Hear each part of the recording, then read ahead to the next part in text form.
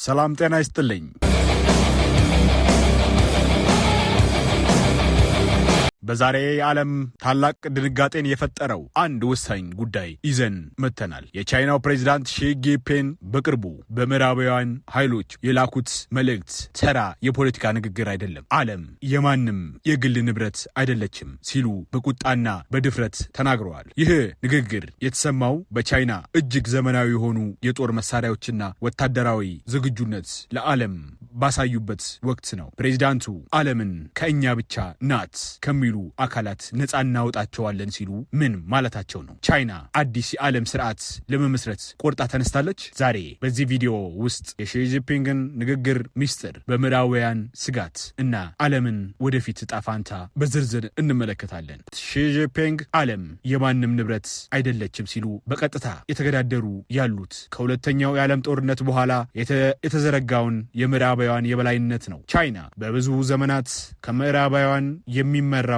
አንድ ወገን የበላይነት እንዲያበቃ ስትል ቆርጣለች። በሺ ጂንፒንግ እይታ ዓለም የጥቂት ሀገራት መጫወቻ መሆኗ አብዝቶ እያንዳንዱ ሀገራት በእኩልነት የሚታይበት ስርዓት ያስፈልገዋል። ፕሬዝዳንቱ ይህንን ሲናገሩ ሄጂዋኒ ወይም የበላይነት ጥመኝነት አጥብቀው ኮንነዋል። ቻይና ራሷን እንደ ዓለም አዳኝ አድርጋ እየቀረበች ነው ሲሉ እኛ የዓለምን ለመቆጣጠር ሳይሆን ከቁጥጥር ነፃ ለማውጣት ነው የምንሰራው የሚለው ንግግራቸው በታዳጊ ሀገራት ዘንድ ከፍተኛ ድንጋጤ እያገኘ ነው። ይህ ንግግር ክብደት እንዲኖረው ያደረገው የተነገረው መድረክ ነው። ፕሬዝዳንቱ ይህንን ያሉት ቻይናን የጦር ኃይል ጥንካሬ በሚያሳይ መድረክ ላይ ነው። ዛሬ ቻይና በባህር ኃይል ብዛት አሜሪካን መብለጧ ይነገራል። ቻይና ዲኤፍ-41 የተሰኘ አህጉር አቋራጭ ሚሳኤልና ዲኤፍ-17 የተባለ ሃይፐርሶኒክ ሚሳኤል በምዕራባውያን አቅም እንዳለው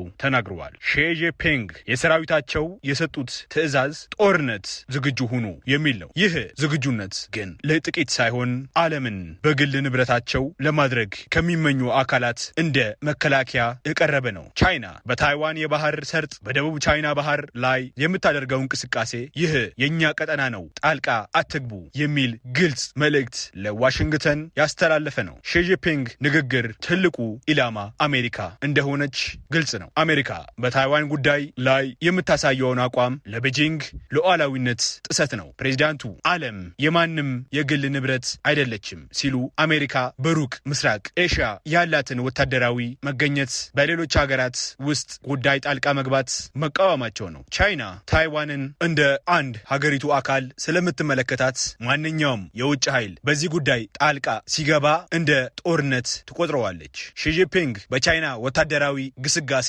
ዓላማው ይሄው ነው ሲሉ ታይዋንን ለማስመለስም ሆነ ምዕራባውያን ተጽዕኖን ለመመከት ኃይል ከመጠቀም እንደማይመለሱ ፍንጭ ሰጥተዋል። ይህ ደግሞ በሁለቱ ሀያላን መካከል ሊፈጠር የሚችል ቀጥተኛ ግጭት ስጋት አሳድረዋል። ሺ ጂንፒንግ ንግግር ከጦር መሳሪያ ባለፈ ኢኮኖሚያዊ ይዘት አለው። ቻይና ዶላር የበላይነትን የሚመራውን የዓለም ገንዘብ ስርዓት ለመለወጥ ብሬክስ እንደ ትልቅ መስሪያ እየተጠቀመበት ነው። ዓለም በማንም ግን የግል ንብረት አይደለችም የሚለው ንግግራቸው ዓለም ባንክና አይኤምኤፍ በምዕራባውያን ቁጥጥር ስር መሆናቸውን የሚተች ነው። ቻይና በአንድ ቀበቶና አንድ መንገድ አማካኝነት በብዙ ሀገራት ላይ የገነባቸውን ኢኮኖሚ ትስስር ዛሬ ለፖለቲካዊ ድጋፍ እያዋለችው ነው። ብዙ አፍሪካ፣ ላቲን አሜሪካ እና መካከለኛው ምስራቅ ሀገራት ለቻይናን ባለብዙ መንገድ የዓለም ስርዓት ጥሪ እየተቀበሉ ነው። ይህ ደግሞ ምዕራባውያን ለዘመናት የነበራቸውን የኢኮኖሚያዊ የበላይነት